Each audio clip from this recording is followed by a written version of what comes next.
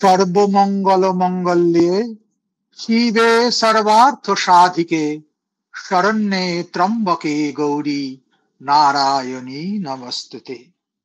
প্রণতানাম প্রসীদ ত্বং দেবী বিশ্বার্তিহারিণী ত্রৈলোক্য বাসিনামিদ্যে লোকানাম বরদা ভব। আমাদের আজকের বক্ষমান বিষয় 2024 সালের শারদীয়া মহাপূজার তিথি সংক্রান্ত অল্পত্ব। এবছর প্রচলিত পঞ্জিকা অনুযায়ী শারদীয়া মহাপূজার তিথিতে বিশেষ সংক্ষেপিত রূপ আমরা দেখতে পেয়েছি। বিশেষ করে সপ্তমী এবং অষ্টমী এই দুটি দিন এই তিথির সংকট প্রবল এবং প্রকট।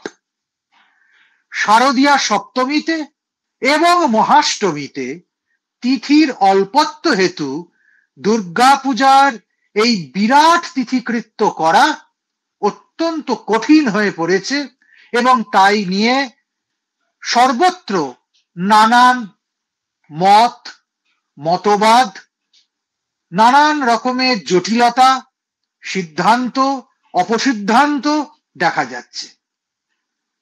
আমাদের সনাতন শাস্ত্র, বিশেষ করে স্মৃতিশাস্ত্র, যা শারদীয়া দুর্গা পূজাকে নিয়ন্ত্রণ করে, তার মতামত কি তা আমাদের জানা দরকার। কেউ কেউ এমনও বলছেন যে আমরা প্রাচীন পঞ্জিকার মত এবং তিথির অল্পত্ব পরিহার করে বিশুদ্ধ সিদ্ধান্ত অবলম্বনে পূজা নির্বাহ করতে পারি, সেক্ষেত্রে তিথির অল্পত্ব থাকবে না। কিন্তু বুধজনের সিদ্ধান্ত যে যে পঞ্জিকা অনুযায়ী বছরের পর বছর শারদীয়া মহাপূজার মতো বিশেষ ধর্মকৃত্য নিষ্পন্ন হয়েছে, হঠাৎ করে তিথির অল্পত্ব হেতু সেই পঞ্জিকা পরিত্যাগ করা বুদ্ধিমানের কাজ নয়। আবার এমনও হতে পারে আগামী বছর কিংবা কোনো এক বছর বিশুদ্ধ সিদ্ধান্ত পঞ্জিকায় বা দিক সিদ্ধান্ত মতেও তিথির অল্পত্ব হতে পারে। অতএব সমস্যা পঞ্জিকার তিথি নিরূপণে নয়, সমস্যা অল্প সময়ের মধ্যে দেবী পূজা নির্বাহে। তার শাস্ত্রীয় কি বিধান আছে সেটা যদি আমরা জেনে রাখি, তাহলে কি প্রাচীন পঞ্জিকা, কি দিক সিদ্ধান্ত পঞ্জিকা, যে কোনো পঞ্জিকাতেই সময় সংক্ষেপ জনিত যে বিভ্রাট উপস্থিত হোক না কেন, সেভাবেই আমরা ক্রিয়া যথাযথ শাস্ত্র বিধি অনুযায়ী সম্পন্ন করতে পারব। গীতায় ভগবান বলেছেন, যো শাস্ত্র বিধি সমুৎসৃজ্য বর্ততে কামকারতঃ ন চ সিদ্ধিমবাপ্নোতি ন সুখং ন পরাং গতিম তস্মাৎ শাস্ত্র প্রমাণানাং তে কার্যকার্যৌ ব্যবস্থিতৌ জ্ঞাত্বা শাস্ত্র বিধানোক্তম কর্ম কর্তুমিহারতি। 16 অধ্যায়ে 23 এবং 24 নম্বর শ্লোকে ভগবান এই কথা বলেছেন। অর্থাৎ শাস্ত্র বিধি লঙ্ঘন করে আমরা কোনো কাজ করতে পারি না। শাস্ত্রই প্রমাণ কি করব এবং কি না করব সেটা নির্ধারণে। অতএব তিথির অল্পত্ব যখন আজ ঘটেছে, তখন শাস্ত্রই আমাদের পথ দেখাবে সেই অল্প সময়ের মধ্যে কি করে মায়ের পূজা, মায়ের মহাপূজা আমরা সম্পন্ন করব। দুর্গাপূজা তিথিকৃত্য। প্রথমেই আমাদের মনে রাখতে হবে, শাস্ত্রে নির্দিষ্ট যে তিথিটুকু আছে সেই তিথিটুকুর মধ্যেই শাস্ত্র উদ্দিষ্ট সমস্ত কর্ম সম্পন্ন করতে হবে। তিথিকে ছাড়িয়ে গিয়ে কোনো কাজ করলে তা সিদ্ধ হবে না। বরং একাহুতি কালে না কালে লক্ষ কোটয়, শাস্ত্রে বলেছে বরং যথাকালে একটা আহুতি দিলেও কর্ম সিদ্ধ হবে, অকালে লক্ষ কোটি আহুতি দিলেও কর্ম সিদ্ধ হবে না। এ কথা যদি আমরা মাথায় রাখি এবং ভগবানের কথা যদি আমরা মাথায় রাখি, তাহলে আমরা এই সিদ্ধান্তেই পৌঁছব যে যতটুকু সময় আমাদের হাতে আছে তারই মধ্যে শাস্ত্র বিধি অনুযায়ী সম্পূর্ণ দুর্গা পূজা সম্পন্ন করতে হবে। প্রথমেই বলি, দুর্গা পূজা পূজা নয়, দুর্গা পূজা মহাপূজা। কেন মহাপূজা? না, শাস্ত্রে তারও নির্দেশ দেওয়া আছে। শাস্ত্র বলছেন যে 4টি লক্ষণ থাকলে তাকে আর পূজা বলা যাবে না, সেটা হয়ে যাবে মহাপূজা। শারদীয়া মহাপূজা চতুষ্কর্মময়ী শুভা ত্বাং তিথি ত্রয়মাস্যাদ্য কুর্যাদ ভক্ত্যা বিধানতঃ। একদম স্পষ্ট ভাবে লিঙ্গ পুরাণের এই বচনে বলে দেওয়া হয়েছে যে শারদীয়া মহাপূজা চতুষ্কর্মময়ী। 4টি কর্ম আপনাকে করতেই হবে শারদীয়া মহাপূজায়। সেই 4টি কর্ম কি কি? স্নপন, পূজন, বলিদান, হোম রূপা। মহাস্নান করতে হবে, দেবীকে মহাস্নান করাতে হবে। পূজন, পূজন অর্থে ষোড়শ প্রচারে দেবীর অর্চনা করতে হবে। বলিদান, বলিদান করতে হবে। এবং হোম রূপা, এবং হোম করতে হবে। যে ক্রিয়ার মধ্যে এই 4টি অঙ্গ থাকে, মহাস্নান, ষোড়শোপচার পূজা, বলিদান এবং হোম, তাকে বলা হয় মহাপূজা। দুর্গা পূজায় এই 4টি কর্মই আছে। ফলে তিথির যত অল্পত্বই ঘটুক না কেন, দুর্গা মহাপূজার গৌরব রক্ষার জন্য বা পূজাকে সিদ্ধ করবার জন্য ওই অল্প তিথির মধ্যেই এই 4টি ক্রিয়া আমাদের সম্পন্ন করতে হবে, অন্যথায় পূজার অঙ্গহানি হবে, পূজা অসিদ্ধ হবে। এইখান থেকেই শুরু হচ্ছে পূজার সংকট, তিথি সংকট। আমরা আজকে সেই সংকট নিরসনের প্রয়াস করব, সংশয় নিরাশের চেষ্টা করব। ত্বাং তিথি ত্রয়মাস্যাদ্য কুর্যাদ ভক্ত্যা বিধানতঃ। এবং এই 3টি তিথিকে আশ্রয় করে যথাযথ বিধানে আমাদেরকে মাতৃপূজা সম্পন্ন করতে হবে। তাহলে পুরাণকার বারবার তিথির কথা উল্লেখ করেছেন, তিথির কথা মাথায় রেখেছেন এবং আমাদেরকেও সতর্ক করেছেন যে মায়ের মহাপূজা এই 3টি তিথিতে করতে হবে। ফলে তিথিকে অতিক্রম করে আমরা যদি কোনো ক্রিয়া করি তাহলে না কালে লক্ষ কোটয়, অকালে লক্ষ কোটি আহুতি দেবার মতোই সেটা ভস্যে ঘি ঢালার সামিল হবে। আমাদের এত প্রয়াস, এত প্রযত্ন, মাতৃপদে আমাদের এত অনুরক্তি যেন অজ্ঞানতা বশত বৃথা না হয়ে যায়, তার জন্যই আজকের এত বাক্যালাপ। প্রথমেই বলি, এবছর দেবীর বোধন পঞ্চমীর সন্ধ্যায় হবে। তার তিথি নিয়ে কোনো সংকট নেই। পঞ্চমীর পরের দিন ষষ্ঠীর প্রাতঃকালে কল্পারম্ভ হবে। সন্ধ্যাবেলায় আমন্ত্রণ অধিবাস হবে। আমন্ত্রণ অধিবাস, পূর্ব দিবস কৃত্য, সন্ধ্যাব্যাপী এইসব ক্রিয়াগুলো হতে পারে। এতেও তিথির কোনো সংকট নেই। সংকট শুরু হবে একদম সপ্তমীর দিন সকাল থেকে। আর মনে রাখতে হবে, দুর্গা পূজায় উদয়গামিনী তিথি গ্রাহ্য হবে। দুর্গা পূজা রাত্রি বা নিশাকৃত্য নয়। সন্ধির সময় দিবারাত্র যে কোনো অবস্থাতে যে কোনো সময়ই পড়তে পারে। সেটা কিন্তু মূল দুর্গাপূজার অঙ্গ। কিন্তু মাদ্রী পূজা সবসময় দিবা ভাগেই হবে, রাত্রি ভাগে নয়। তাই যারা মনে করছেন অধিক পাণ্ডিত্যবশত আগের দিন মাঝরাত থেকেই পূজা শুরু করে দেবেন, তারা কেবল পূজা বিভ্রাট করবেন তাই নন, তারা দেবীর বিশ্রামে ব্যাঘাত করবেন, তারা শাস্ত্রবিধি লঙ্ঘন করবেন এবং দুর্গা পূজার গৌরবকে ক্ষুণ্ণ করবেন। কখনো কোনো অবস্থাতেই সূর্যোদয় না হলে দুর্গা পূজা শুরু করা যাবে না। বড় জোর সূর্যোদয়ের 24 মিনিট আগে থেকে এই পূজা শুরু করা যেতে পারে, তার আগে থেকে নয়।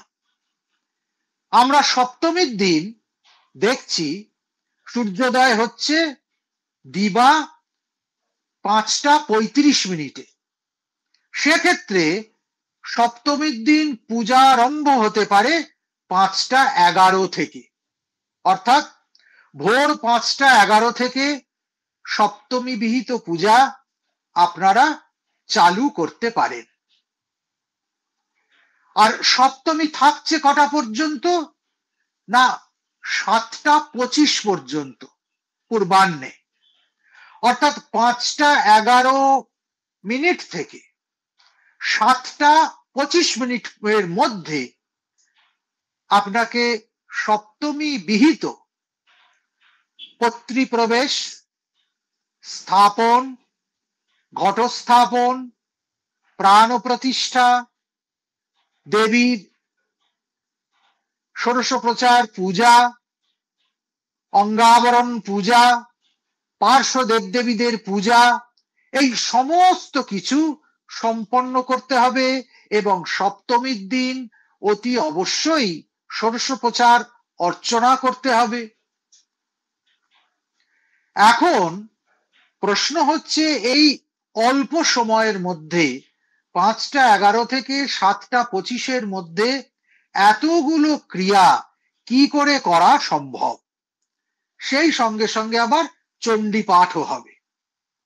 দেবী মাহাত্ম্য পাঠ ব্যতি রেখে দেবী পূজা সিদ্ধ হবে না। আমরা এক এক করে সংশয় সংকট নিরসনের চেষ্টা করব। প্রথমেই আসি পত্রীপ্রবেশ। দেখুন, কোনো অবস্থাতেই 5:11 আগে পত্রীপ্রবেশ করানো যাবে না। নিশাভাগে পত্রীপ্রবেশ করলে সেটা অকল্যাণজনিত হয়। অতএব 5:11 পরই দুর্গা মণ্ডপে নবপত্রীর প্রবেশ হবে। যারা অন্যান্য বৎসর গঙ্গা বা অন্য বিভিন্ন নদ্যাদিতে, পুকুরে, জলাশয়ে পত্রী স্নানের জন্য নিয়ে যান, এবছর তাদের এই প্রক্রিয়াটা সংক্ষেপিত করতে হবে। নদ্যাদিতে নিয়ে যেতেই হবে এমন কোনো নির্দিষ্ট শাস্ত্র বচন নেই। আমরা নদ্যাদিতে নিয়ে যেতেও পারি, নাও পারি। এবছর অন্তত সেই নিয়মটা আমাদের পালন করতে হবে। নচেত এই অল্প সময়ের মধ্যে মাদ্রী পূজা সপ্তমী বিহিত কর্মকাণ্ডের যে বিপুলত্ব তা রক্ষা করতে পারবেন না, যেহেতু তিথি এবার অল্প সময় ব্যাপিনী। মাত্র 7:25 পর্যন্ত আছে। আপনারা মণ্ডপের বাইরে পরিষ্কৃত স্থানে নবপত্রিকার নিয়ে গিয়ে তাকে স্নান করাবে। স্নান করিয়ে সেখান থেকে বাদ্য ভাণ্ড সহযোগে দেবীকে মূল মণ্ডপে নিয়ে আসবে। এক্ষেত্রে কি হবে, খানিকটা সময় সংক্ষেপ হবে এবং কর্মকাণ্ড অল্পতেই সম্পন্ন হয়ে যাবে। মণ্ডপে এনে বিচিত্র পীঠোপরিতাকে স্থাপন করিয়ে মহাস্নান শুরু করবে। এই মহাস্নান যে বিস্তৃত মহাস্নান আছে, বোঝাই যাচ্ছে এবছর সেভাবে মাকে স্নান করানো যাবে না। অথচ স্রপন বলা আছে, মহাস্নানকে অ্যাভয়েড করাও যাবে না। মহাস্নান ব্যতি রেখে দুর্গোৎসব হতেই পারে না। সেক্ষেত্রে উপায় কি? মহাস্নানের জন্য যে বিভিন্ন দ্রব্য লাগে, সেই বিভিন্ন দ্রব্যকে ভৃঙ্গারের মধ্যে দেবে। তাতে গঙ্গা জল এবং অন্যান্য যা যা দিতে চান সেই সমস্ত বিহিত স্নানের দ্রব্য তার মধ্যে দিয়ে সেই ভৃঙ্গারের দ্বারা মাকে স্নান করাবেন একটি মন্ত্রে, ওং আত্রেয়ী ভারতীর গঙ্গা যমুনা চ সরস্বতী সরজুর গণ্ডকী পুণ্যা শ্বেত গঙ্গা চ কৌশিকী ইত্যাদি। এই মন্ত্রটুকু পড়ে মহাস্নান করালেই মহাস্নান সিদ্ধ হবে। আরো একটি বিষয় এই ক্ষেত্রে আমাদের মনে রাখতে হবে, সপ্তমী, অষ্টমী, নবমী 3 দিন মহাস্নান হয়। সপ্তমীতে হয়, মহাষ্টমী মহানবমীতেও হয়। 3 দিন আলাদা আলাদা সংকল্প হয়, আলাদা আলাদা কামনার উল্লেখ করে। এবছর পৃথক সংকল্প করবার প্রথাটি বর্জন করতে হবে। সংকল্প ব্যতি রেখেই মহাস্নান করানো যাবে, তাতেও মহাস্নান সিদ্ধ হবে। কেননা আমরা ষষ্ঠীর দিন সকালবেলায় কল্পারম্ভের সময় যে সংকল্প করেছি, তাতেই দুর্গা মহাপূজা এই শব্দবন্ধটি উল্লেখ করে দিয়েছি। আর ওই মহাপূজার মধ্যেই মহাপূজার অঙ্গগুলোর সমস্ত উল্লেখ আপনি আপনি হয়ে গেছে। ফলে প্রতিটি অঙ্গ করতে যাবার আগে তার পৃথক পৃথক সংকল্প না করলেও কোনো হানি হবে না কর্মকাণ্ডে। অতএব আমরা সংকল্প অংশটুকু বাদ দিয়ে দেবো সপ্তমীর দিন, মহাষ্টমীর দিন, মহানবমীর দিন। তাতে খানিকটা সময় সংক্ষেপ হবে এবং ওং আত্রেয়ী ভারতীর গঙ্গা ইত্যাদি যে মন্ত্রখণ্ডটি রয়েছে সেইটা দিয়ে নবপত্রিকার স্নান করিয়ে দেব, তাতেই মহাস্নান সিদ্ধ হয়ে যাবে। মহাস্নান সিদ্ধ হবার পর সুসজ্জিত পত্রী আমরা স্থাপন করব।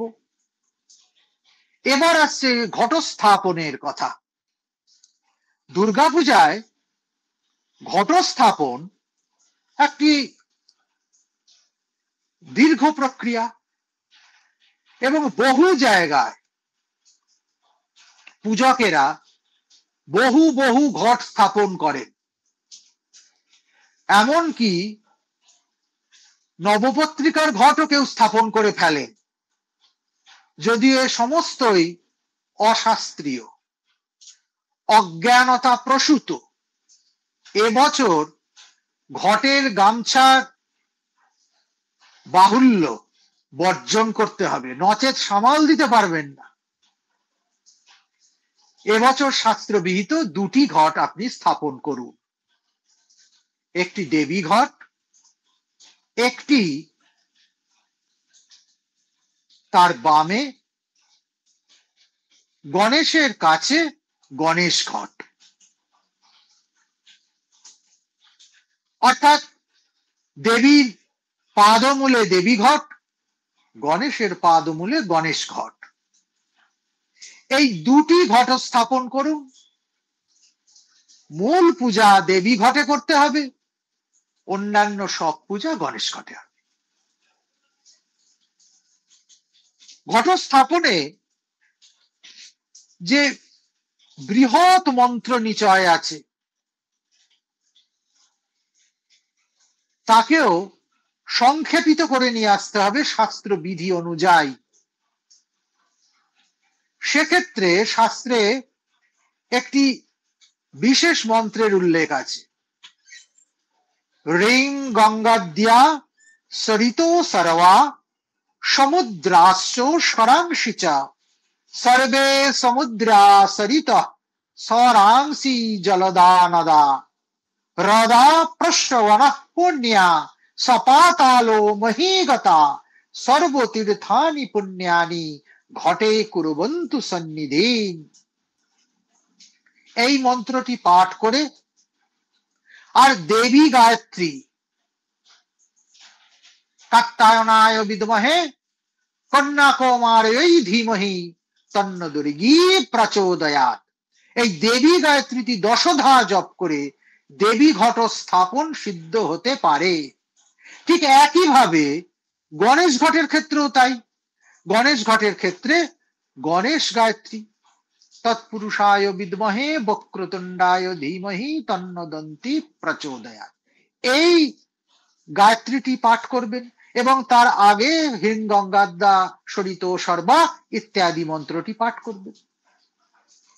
তাহলে অনেক সংক্ষেপে ঝটিতি দুটি ঘটই স্থাপন হয়ে যাবে।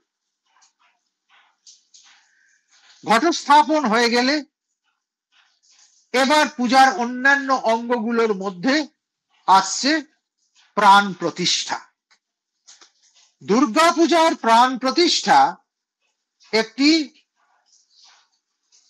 বিস্তৃত কর্মকাণ্ড, অথচ প্রতিষ্ঠা ব্যতি রেখে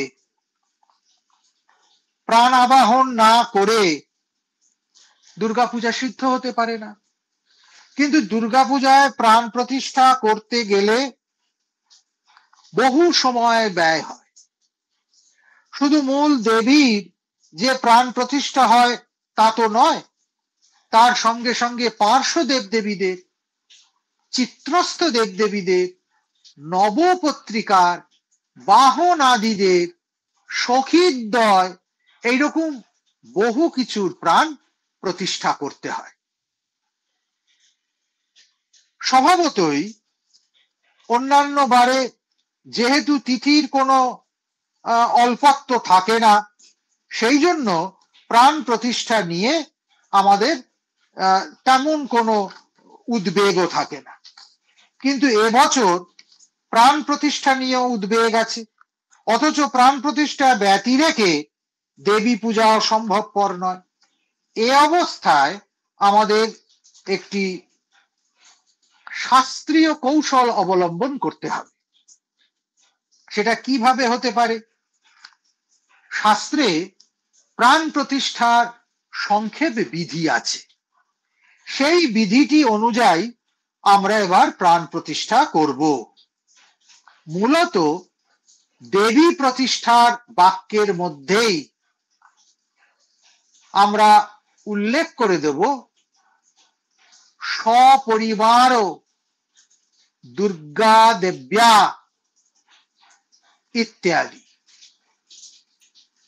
সপরিবার দুর্গা দেব্যা বলা মানেই এই মূর্তির মধ্যে পরিবারের সহিত দেবী যে অবস্থান করছেন তাদের সকলের প্রাণের আমি আবাহন করছি। এবং কোন কোন জায়গায় দেখা যায় যে প্রাণ প্রতিষ্ঠার ক্ষেত্রে প্রথম তিনটি বীজের উল্লেখ করে প্রতিষ্ঠা সিদ্ধ হতে পারে। পাশাঙ্কুশা পুটা শক্তির বাণী বিন্দু বিভূষিতা আং রিং ক্রোম সপরিবার ও দুর্গা দেব্যা প্রাণ ইহ প্রাণ।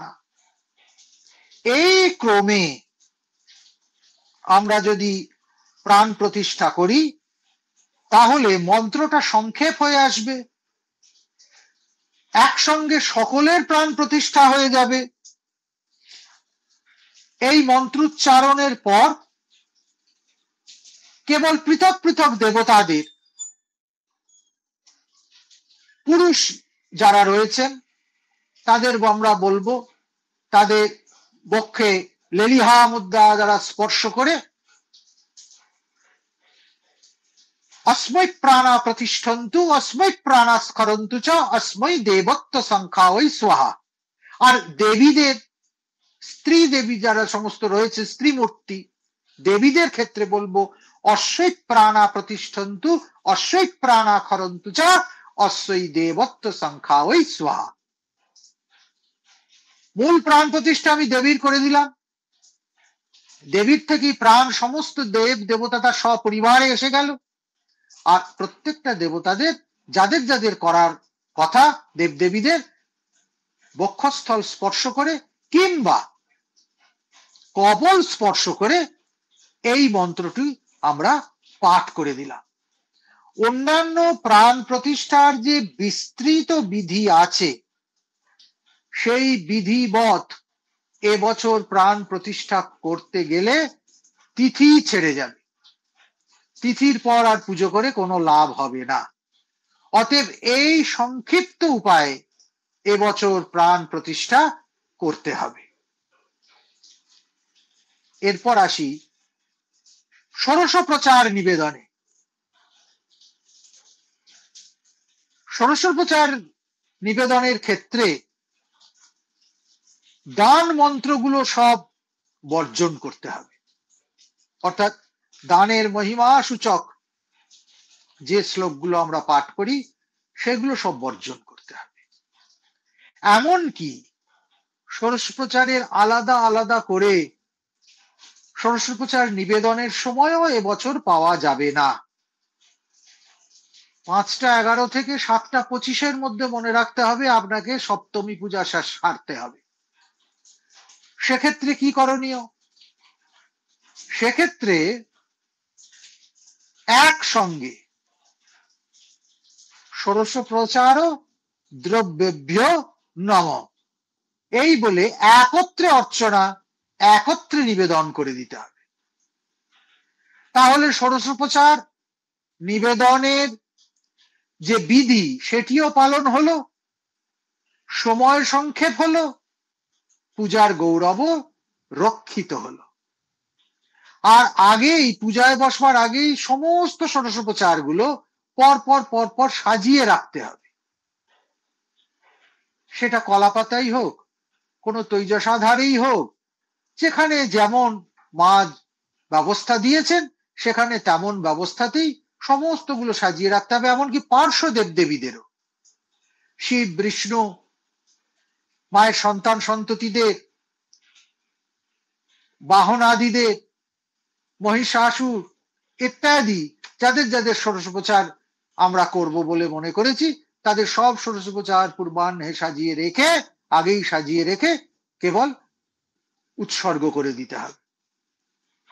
তাহলে প্রত্যক্ষ দেবদেবীদের ধ্যানের পর ষোড়শোপচার এই অর্চনার সঙ্গে সঙ্গে একটি মন্ত্রে নিবেদন করে দেওয়া, তাহলে সময় অনেকটা কম লাগবে এবং ওই অল্প সময়ের মধ্যে শাস্ত্রকর্ম করা সম্ভবপর হবে। এবার আসি আবরণ পূজায়। দুর্গা পূজার আবরণ পূজা একটি বিস্তৃত ব্যাপার। ওই বিস্তৃত আবরণ যদি আপনি গন্ধ পুষ্পেও পূজা করতে চান এবছর সেটাও সম্ভব হবে না। প্রথমেই আবরণ পূজার প্রার্থনা মন্ত্রগুলো পড়বার যে লোভ সেটা সম্বরণ করতে হবে। কি অপূর্ব সেসব মন্ত্র, কিন্তু এবছর আর সেগুলো পড়বার অবকাশ আমরা পাবো না। আমরা আবরণ পূজার ক্ষেত্রে কি করব? নবপত্রিকার যে স্তুতি মন্ত্রগুলো সেগুলোকে বর্জন করব। চতুষ্ষষ্ঠী যোগিনীদের পৃথক পৃথক পূজা করব না। রিং শ্রীং ওং এতে গন্ধপুষ্পে চতুষ্ষষ্ঠী যোগিনীভ্যো নমঃ বা এতে গন্ধপুষ্পে হ্রিং শ্রীং ওং চতুষ্ষষ্ঠী যোগিনীভ্যো নমঃ। স্মার্তাচারে বা তন্ত্রাচারে যে যেভাবে বাক্য রচনা করবেন সেই অনুযায়ী করতে হবে। সেই একইভাবে কোটি যোগিনীভ্য, ওই একইভাবে নব দুর্গাভ্য, জয়ন্তাদিভ্য, অস্ত্রেভ্য, ভূষণেভ্য, বটুকেভ্য, ক্ষেত্রপালেভ্য, ভৈরবেভ্য, এইভাবে পৃথক পৃথক বাক্যে একটি একটি ফুল দিয়ে গন্ধ পুষ্পে এদের সব পূজা হয়ে যাবে। আর প্রত্যক্ষ দেবদেবী যারা রয়েছেন, কার্তিক, গণেশ, লক্ষ্মী, সরস্বতী, মহিষাসুর, বাহন আদি, সিংহ ইত্যাদি, তাদের পঞ্চপ্রচারে পূজা করে দিতে হবে, কিংবা ষোড়শপ্রচারে পূজা করলেও ওই একটি মন্ত্রে তা নিবেদন করে দিতে হবে। যদি এই সমস্ত বিধিগুলো আমরা মানি, তাহলেই কেবলমাত্র এবছর সপ্তমী পূজা প্রাচীন পঞ্জিকা মত অনুযায়ী ভোর 5:11 শুরু করে 7:25 মধ্যে শেষ করা সম্ভব হবে, অন্যথায় পূজা অসিদ্ধ হবে। এবার আসি আরেকটি বিশেষ কথায়, সেটা হলো চণ্ডী পাঠ, দেবী মাহাত্ম্য পাঠ। দেবী মাহাত্ম্য পাঠ না করে দেবী পূজা সিদ্ধ হতে পারে না।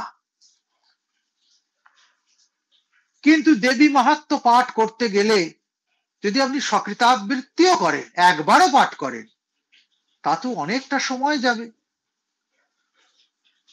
পাঠের আগে পূজা করতে হবে, পূজা না করে পাঠ করা যাবে না। সেই সঙ্গে সরঙ্গ পাঠ করতে হবে, অর্থাৎ মূল চণ্ডী পাঠের আগে এবং পরে পরে রহস্যত্রয় ইত্যাদি এসব করে একটা বিস্তৃত পাঠের পরিকল্পনা শাস্ত্রে আছে। এবছর কোনো মতেই তা সিদ্ধ হতে পারে না। আপনি একরূপ পূজা করবেন, তারপর একরূপ পাঠ করবেন, সরঙ্গ সহিত করে ওই অল্প সময়ের মধ্যে শেষ করা যাবে না। অনেকে অনেক রকমের বিধান দিচ্ছেন। কেউ বলছেন আমি সপ্তমীতে প্রথম চরিত্র, মহাষ্টমীতে মধ্যম চরিত্র, মহানবমীতে উত্তম চরিত্র পাঠ করব। তা সেই প্রথম, মধ্যম, উত্তর 3 দিনে 3টে করে ফেলবো, তাহলে হয়ে যাবে। কিন্তু এই রকম ভেঙে ভেঙে পাঠ করা শাস্ত্র সম্মত নয়। কিন্তু শাস্ত্রের সংক্ষেপ চণ্ডী পাঠেরও বিধি আছে। আমরা যদি মার্কণ্ডেয় চণ্ডীর মধ্যম চরিত্রের অর্থাৎ 4র্থ অধ্যায়ের শ্লোক সংখ্যা 3 থেকে শুরু করে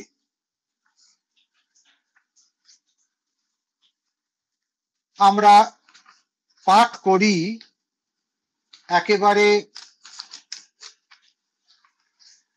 গিয়ে 27 পর্যন্ত, এটিকে বলা হয় শক্রাদিকৃত দেবী স্তুতি। তাহলে কিন্তু চণ্ডী পাঠ সিদ্ধ হতে পারে, এটি শাস্ত্র বচন। কেবলমাত্র এই একটি স্তুতি পাঠ করলেই চণ্ডী পাঠ সিদ্ধ হবে। আপনি সকৃতাবৃত্তি চণ্ডী পাঠেরই সংকল্প করবেন, চণ্ডী পূজা করবেন, তারপর কেবল এই অংশটুকু পাঠ করবেন, তাতেই ওই সংকল্প সিদ্ধ হবে। একবার পাঠ করার ফল মিলবে এবং সেক্ষেত্রে সরঙ্গ বর্জন করেই পাঠ হবে।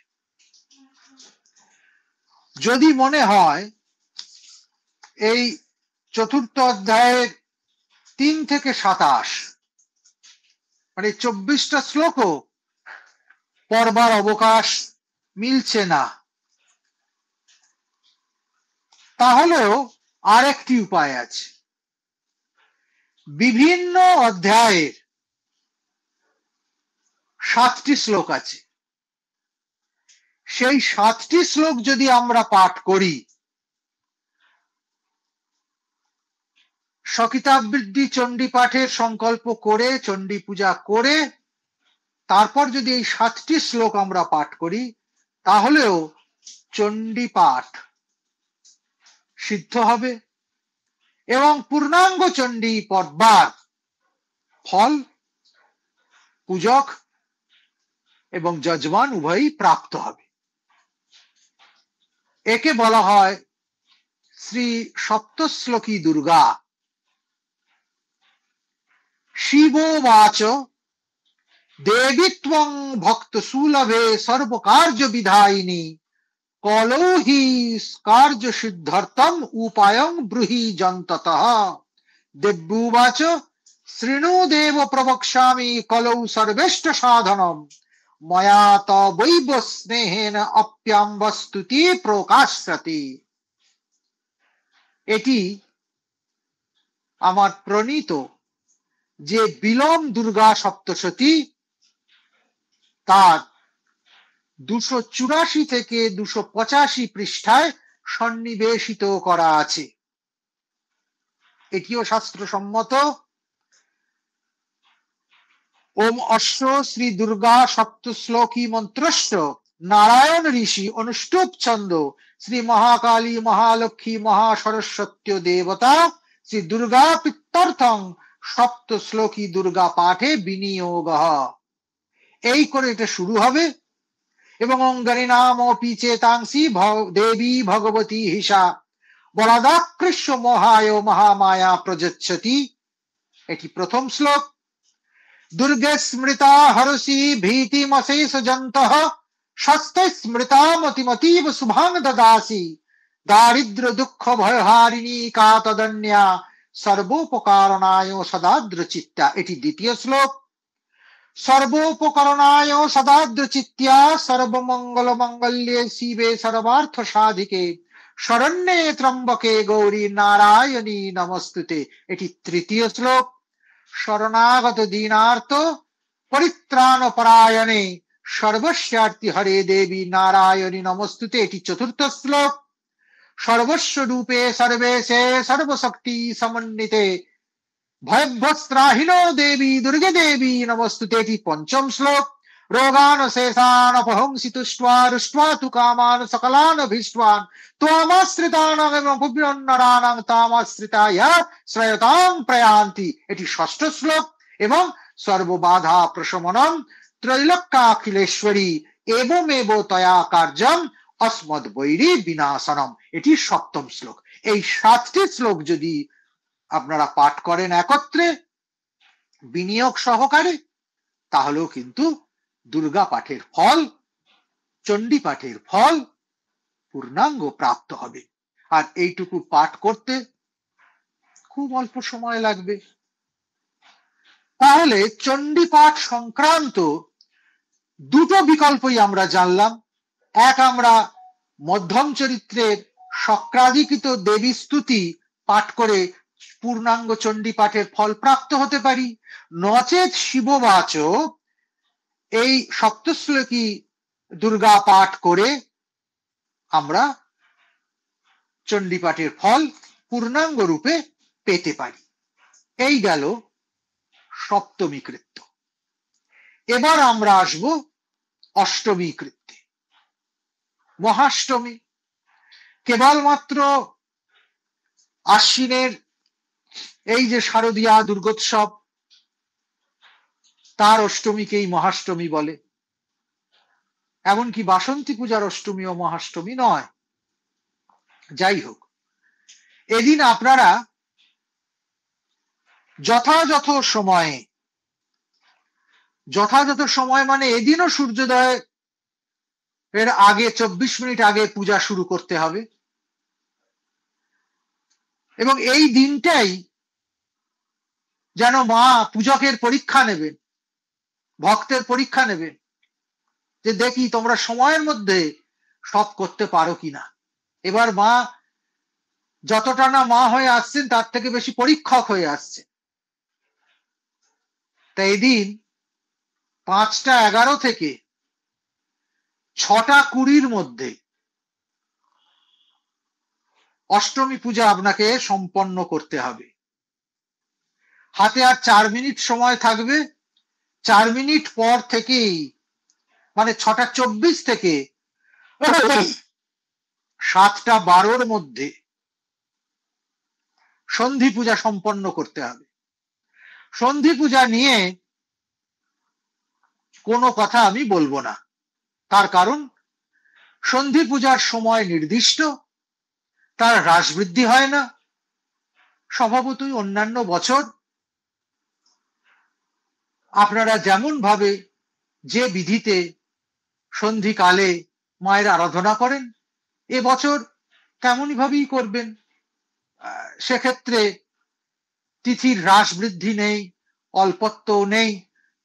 ওই অষ্টমীর শেষ 24, নবমীর প্রথম 24, এই 48 মিনিটের মধ্যে আপনারা যথাশাস্ত্র বিহিত ভাবে সন্ধি পূজা সম্পন্ন করবেন। ওই জন্য সন্ধি পূজা নিয়ে আমি কোনো বাক্য বিস্তার করছি না। কিন্তু তারপরেই আপনাদের নবমী পূজা করতে হবে, মহানবমী কৃত্য ওই দিনকেই করতে হবে। এবং সেটা শুরু করে দিতে হবে 8টা 30 মধ্যে। অর্থাৎ 8টা 30 হয়ে গেলে বারবেলানুরোধে মহানবমী কৃত্য শুরু হবে না। এই জন্য 8টা 30 মধ্যে আবার নবমীর পূজায় আপনাকে বসে পড়তে হবে। তারপর আমার মনে হয় যে খুব একটা অসুবিধে হবে না। নবমী পূজার গোটা দিন ধরেই আপনি করতে পারবেন। পঞ্জিকাতে সেখানেও সময়ের কিছু সংক্ষেপ ব্যবস্থা দিলেও আমরা মায়ের পূজায় এটুকু স্বাধীনতা নিয়ে নবমীর মধ্যে পূজা করতে পারি। সে পূজা অনেকক্ষণ ধরে চলতেও পারে। তাহলে এবার মূল অসুবিধে হচ্ছে আমাদের অষ্টমীতে। অষ্টমী পূজাটা আপনাকে সারতে হবে 5টা 11 থেকে মোটামুটি 6টা 20 মধ্যে। এই এতটুকু সময়ের মধ্যে অষ্টমী কৃত্য আপনাকে করতে হবে। কিভাবে হবে? দেখুন, অষ্টমীর দিন মূল ঘট স্থাপনের হাঙ্গামা নেই, কিন্তু নবদুর্গা তাদের ঘট স্থাপন, 10 দিকপালের ধ্বজস্থাপন, বৃহন্নন্দিকেশ্বর পুরাণে এ সমস্ত ব্যবস্থা আছে। কালিকা পুরাণে পৃথক ঘটের ব্যবস্থা দেয়নি, সেই জন্য কালিকা পুরাণের ক্ষেত্রে অনেকটা বাঁচোয়া। কিন্তু বৃহন্নন্দিকেশ্বর অনুযায়ী যারা করবেন তাদের একটু দ্রুত ওই ঘটগুলো স্থাপন করে ফেলতে হবে। একটি একটি মন্ত্রে ধ্বজগুলোকে পূজা করে দিতে হবে। সর্বপ্রথমেই পূজায় বসে বিল্ল কাষ্ঠ দন্ত কাষ্ঠের অর্চনা করে নিবেদন করে মহাস্নান করাতে হবে। সেই মহাস্নানটা সপ্তমীর মহাস্নানের মতোই বিনা সংকল্পে আত্রেয়ী ভারতী গঙ্গা মন্ত্রে এক মন্ত্রে হয়ে যাবে।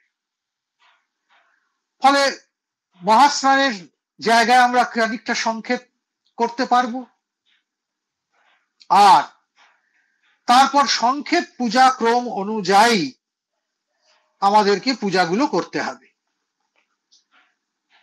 মহাস্নান হয়ে গেলেই সামান্যার্ঘ্যাদি স্থাপন, বিঘ্ন অপসারণ, মাসভক্ত বলি, আসন শুদ্ধি, সংক্ষেপ ভূতশুদ্ধি, প্রাণায়াম, করাঙ্গন্যাস, ঋষ্যাদি ন্যাজ, পীঠ দেবতার একটা মন্ত্রে পীঠ দেবতার পূজা করে দেবেন, পীঠ দেবতাভ্যো নমঃ। একর সঙ্গে পুজো করে পঞ্চদেবতার গন্ধপুষ্পে পূজা করে মূল দেবী পূজা করতে হবে। মায়ের ধ্যান করে বিশেষার্ঘ্য একটি স্থাপন করতে হবে। বিশেষার্ঘ্য স্থাপন না করলে বিশেষ পূজা সিদ্ধ হয় না, অতএব বিশেষার্ঘ্যটাকে বর্জন করা যাবে না। পুনরায় ধ্যান করে উপাচার একসঙ্গে নিবেদন করতে হবে।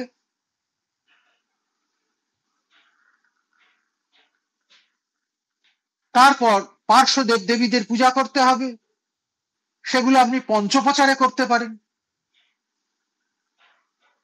যদি মনে হয় পঞ্চোপচারও খুব কঠিন হয়ে যাচ্ছে, গন্ধপুষ্পে করতে পারেন। তার সঙ্গে আবরণ পূজা করতে হবে, আবরণ পূজাগুলো বহু বচনান্ত করে করতে হবে। এইভাবে আবরণ পূজাদি হয়ে গেলে অষ্টমী পূজা সমাপ্ত হবে। অষ্টমী পূজা সমাপ্ত করেই সন্ধি পূজা করতে হবে, সন্ধি পূজা সমাপ্ত করেই নবমী পূজা করতে হবে। এই মহানবমী কৃত্যের সময় কতগুলো বিষয় আমাদের মাথায় রাখতে হবে। এই সময় অপামার্গ দন্তকাষ্ঠ রূপে নিবেদন হবে, মহাস্নান হবে, পুনরায় মহাস্নান হবে। এই অষ্টমীর দিনই আবার মহাস্নান করাতে হবে, সেটা নবমী বিহিত, মহানবমী বিহিত মহাস্নান হবে সেটা। এই মহাস্নানের ক্ষেত্রে আপনি ইচ্ছা করলে বিস্তৃতভাবে মহাস্নান করবার সুযোগ পাবেন। মহাস্নানাদির পর অন্যান্য পূজাকৃত্য সম্পন্ন করে বলিদানাদি করতে হবে। সংক্ষেপ বলিদানেরও ব্যবস্থা আছে শাস্ত্রে। আমার মনে হয় এবছর সেই সংক্ষেপ বলিদানই আমাদেরকে করতে হবে। সংক্ষেপ বলিদানের ক্ষেত্রে প্রথমেই মনে রাখতে হবে যে পশুর বিভিন্ন অঙ্গে যে পূজাগুলো আছে সেই পূজাগুলোকে আমরা বর্জন করব। কেননা অত বিস্তৃত পূজা করে এবার আর বলিদান করা সম্ভবপর হবে না। সুলক্ষণযুক্ত পশু নিয়ে এসে আগে থেকে কেউ স্নান করিয়ে তাকে প্রস্তুত করে রাখবে, উপযুক্ত জায়গায় তাকে এনে অর্চনা করে দিতে হবে। অর্চনা করে তার যে প্রার্থনা মন্ত্র সেটাকে বর্জন করতে হবে। মহাবাক্য পাঠ করতে হবে। এবছর মহাবাক্য পাঠ করবার মতো সময় আছে, যদি কোনো বছর সেটুকুও না থাকে তাহলে মহাবাক্য বর্জনও করতে হবে। কেননা তখন চিন্তা করতে হবে যে আমি একদম কল্পারম্ভের সময় মহাপূজার যে উল্লেখ করেছি তার মধ্যেই এই বলিদানের সংকল্প ইতিমধ্যে হয়ে রয়েছে। একটি মন্ত্রে খড়গ পূজা করে দিতে হবে, ঐং হ্রিং শ্রীং ওং খড়গায় নমঃ, এই মন্ত্রে খড়গের পূজা হয়ে যাবে। ওং স্তম্ভায় নমঃ মন্ত্রে স্তম্ভ পূজা হয়ে যাবে। তারপর পশু ছেদন করে দিতে হবে। অর্থাৎ যতটা সংক্ষেপে কর্মটা নির্বাহ করা যায় ততটা সংক্ষেপে কর্মটি নির্বাহ করতে হবে, কিন্তু বলিদান বর্জন করা যাবে না। নবমের দিন বলিদানাদি হয়ে গেল, ভোগারতি হয়ে গেল, তারপর হবন হবে, হোম হবে। এই হোমের ক্ষেত্রে একটি বিশেষ বিধি আমাদের পালন করতে হবে। যারা পৌরাণিক পূজা করছেন তারা নিশ্চিত জানেন বৈদিক যে বিস্তৃত পদ্ধতি, সেই পদ্ধতি অনুযায়ী এবছর হোম করতে গেলে কিছু বিভ্রাট আছে।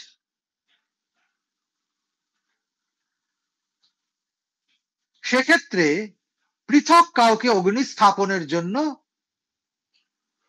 নিয়োগ করতে হবে। সেটা তন্ত্রধারক হতে পারেন, তিনি আগে থেকেই অগ্নি সংস্কার আদি স্থাপন আদি সব করবেন। আর পূজারী যথাসময় অন্যান্য কৃত্য সম্পন্ন করে উঠে গিয়ে নবমীতে কটি আহুতিতে হোম হবে সে আর উল্লেখ করে সংকল্প বাক্য পাঠ করে সেই আহুতিগুলো দিয়ে দেবে। এক্ষেত্রে 108, 28 নচেত ন্যূনতম 8টি আহুতি দিয়ে দেবী দুর্গার হোম সিদ্ধ হতে পারে। আর আবরণের জন্য 1টি আহুতি। যদি দেখা যায় হাতে সময় আছে তাহলে আবরণদের নাম করে, যদি দেখা যায় সময় সংক্ষেপ হয়ে গেছে সেক্ষেত্রে 1টি আহুতিতেই আবরণ হোম সিদ্ধ হবে। এর আরেকটি বিধি আছে, সেটাও আমাদের জেনে রাখা দরকার। কর্ম 3 প্রকারের হয়, বৈদিকী, তান্ত্রিকী, মিশ্রা। আপনি পৌরাণিক পূজায় বেদবিহিত সংস্কারের দ্বারা পূজা করতে পারেন, যেটা করতে সাধারণ আমরা সকলে অভ্যস্ত। কোথাও কোথাও তান্ত্রিক দুর্গাপূজার প্রচলন আছে। আরেকটি উপায়ের কথাও বলা আছে, মিশ্রা। আপনি দুটো বিধিকে মিশ্রণ করে দিতে পারেন, সেটাও অশাস্ত্রীয় নয়। বৈদিক কর্মে কোন অঙ্গটা তান্ত্রিক কর্মের দ্বারা মিশ্রিত হতে পারে, এবছর যদি সেটা করা হয় তাহলেও কিন্তু দুর্গা পূজার গৌরব হানি হবে না। অর্থাৎ আমি বলতে চাইছি যে পূর্ণাঙ্গ পূজাটা আপনারা যেমন বেদানুযায়ী করছেন করুন, হোমের জায়গায় এসে তান্ত্রিক অগ্নি স্থাপন করুন। তান্ত্রিক অগ্নি স্থাপনের বিধিটা সংক্ষেপিত, সেই তন্ত্রসম্মত অগ্নি স্থাপন করে বা পার্বত্যাগ্নি সংস্কার করে পূজক উঠে এসে কেবলমাত্র আহুতিটুকু দিক, তাহলে কিন্তু জটিলতার অবসান হবে, কর্মের গৌরব রক্ষা হবে এবং সময়ের মধ্যে আপনার পূজাও সম্পন্ন হবে। কেননা নবমীর দিনই আপনাকে দক্ষিণান্ত করতে হবে। এবার প্রশ্ন যে দক্ষিণান্ত কখন হবে? অষ্টমীর দিন যে নবমী পড়েছে সেই দিনই দক্ষিণান্ত হবে, অর্থাৎ 8টা 30 থেকে মহানবমীর যে পূজা শুরু হয়েছে, বলিদানাদি ইত্যাদি হয়েছে, তারপর হোমটোম হয়ে গেলে কি দক্ষিণান্ত হবে, না পরের দিন নবমী আছে, সেদিন আবার অধিক পূজা আছে, সেদিন দক্ষিণান্ত হবে? মনে রাখতে হবে মূল নবমীর পূজা সেটা কিন্তু অষ্টমীর দিনই হয়ে যাচ্ছে, অর্থাৎ শুক্রবার 11 তারিখে। 11 তারিখেই দক্ষিণান্ত করতে হবে। পরের দিন সামান্য একটু সময় নবমী থাকছে, 5:11 থেকে 5:44 মধ্যে সেদিন আপনাকে দেবীর অধিক পূজা করতে হবে। অধিক পূজার দিন কিন্তু হবন নয়, অধিক পূজার দিন দক্ষিণান্ত নয়, সেটা অধিক পূজা। অধিক পূজা প্রতি বছর হয় না, যে কোনো তিথি অধিক হলে তার অধিক পূজা হয়, সেটা মূল তিথির মধ্যে মূল সংকল্পের মধ্যে অঙ্গীভূত হয় না। অতএব মূল সংকল্প তার যে দক্ষিণা, সেটা অষ্টমীর দিন যে মহানবমীর পূজা হবে সন্ধি পুজোর পর, তার শেষেই করে দিতে হবে। আর তারপর দিন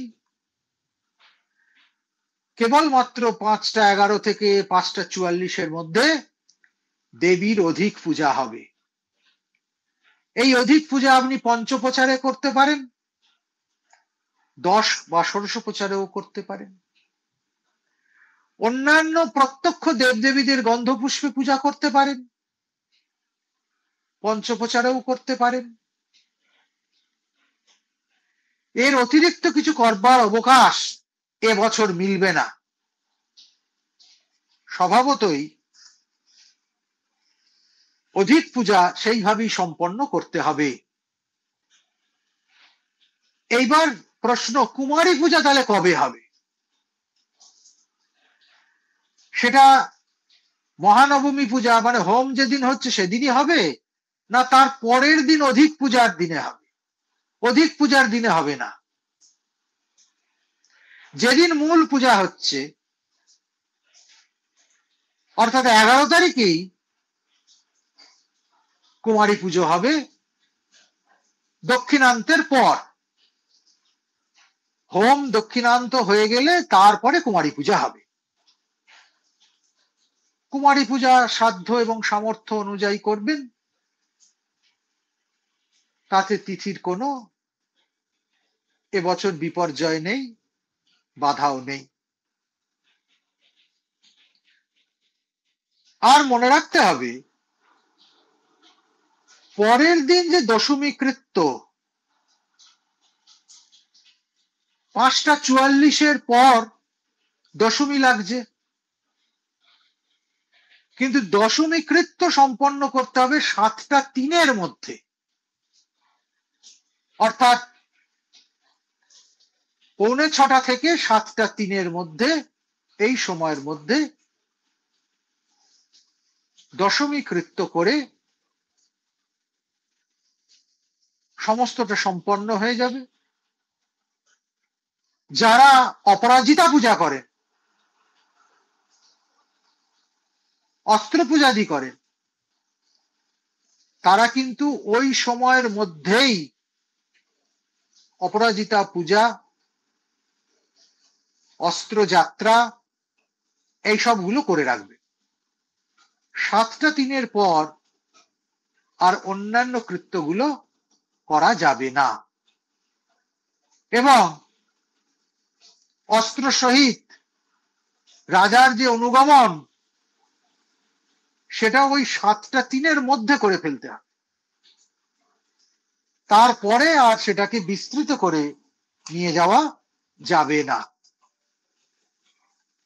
এইভাবে বিধি বিধান অনুযায়ী আমরা যদি এবছরের দেবী পূজা সম্পন্ন করি, তাহলে তা সর্বশাস্ত্র সম্মত হবে, মহাপূজার গৌরব তাতে রক্ষিত হবে, এবং সর্বতোভাবে দেবীর কৃপা আমাদের ওপর বর্ষিত হবে।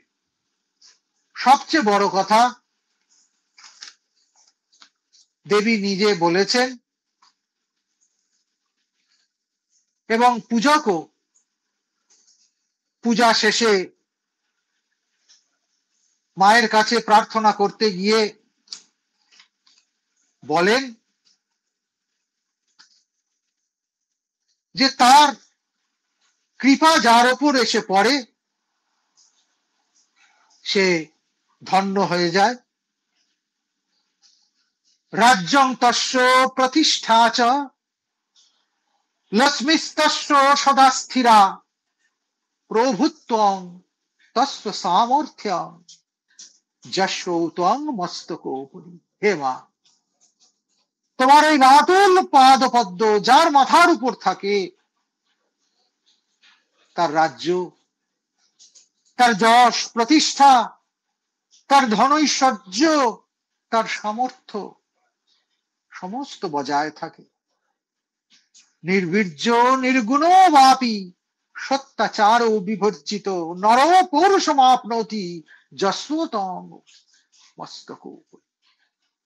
তোমার কৃপার পাদপদ্ম যার মাথায় থাকে সে নির্বীর্য হলেও বীর্যশালী হয়, নির্গুণ হলেও গুণবান হয়, সত্যাচার বিবর্জিত হলেও সে সত্য রক্ষাকারী মতো ফল যশ প্রাপ্ত হয় এবং পরম পৌরুষ তার লাভ হয়।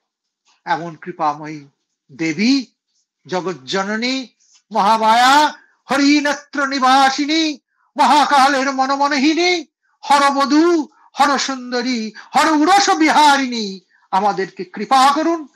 আমরা সামান্য প্রাণী, তার কৃপার ভিখারি।